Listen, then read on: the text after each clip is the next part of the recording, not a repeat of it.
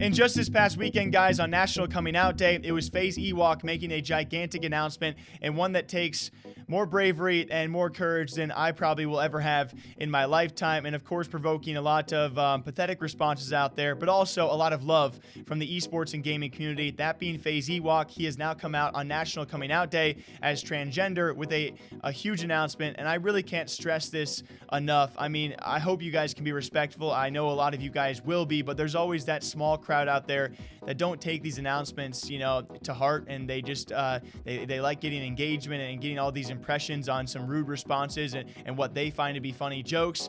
But this takes something at the right age of 14 years old for Ewok to come out and talk about this, and someone who has already had difficulties in his past. I mean, this just takes more courage than a lot of us will ever know, and I have great respect for this, and I love seeing some great responses out there and showing support for FaZe Ewok and coming out this past weekend. As he stated, "This is my coming out post. I am transgender. I go by he and him now. There's difference between gender and sexual orientation. I am bisexual as well. Today is National Coming Out Day. Not everybody are ready to come out, and it's not all about coming out. It's about celebrating others and finally free to walk in beautiful paradise with others. To many, you are worthy and loved. Take your time. You are still valid. I want to be open about it and educate people, but feel comfortable with myself. I never felt right in a girl body and struggled. When I was 11 years old, I dressed up like a boy and grabbed some of my little brother's clothes. I took pictures. For the past 8 years, I never was truly happy with myself and struggled. The last many years, I was at my lowest, and I had bad episodes during school. I was frustrated and angry at myself.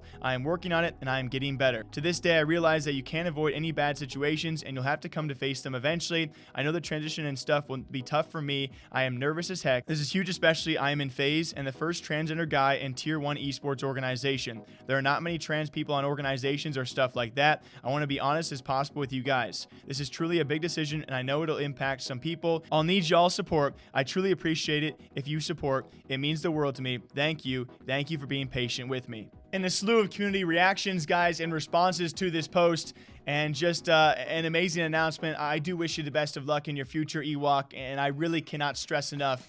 I can't imagine what it is like to be in your life and in your shoes, and I admire, you know, who you have become over the short past few years in the gaming scene. I cannot wait to see the moves you make in the next few years as well, alongside FaZe Clan. Now, with that being said, guys, some other moves being made and some other scenes out there, something I'm very excited to announce. If you guys want to leave any comments or questions down below, I've spoken to a couple of the members, at least one, that being Rich Campbell, of a brand new esports organization headed by Asmongold, and some other figures that a lot of you streaming fans out there and Twitch fans might know about. I've actually talked to Rich Campbell. I might be doing an interview sometime soon with at least one, maybe a couple of these guys about their future esports organization, which has now been announced as OTK, otherwise known as the One True King. If you guys have questions for him, leave them down below so I can mark up a few for all of you guys. But with that being said, a few notable faces to be a part of OTK, led by Asmongold, Rich Campbell, Esvon, Miskiff, and Tips Out will be heading the organization, who have now announced also their first roster pertaining to,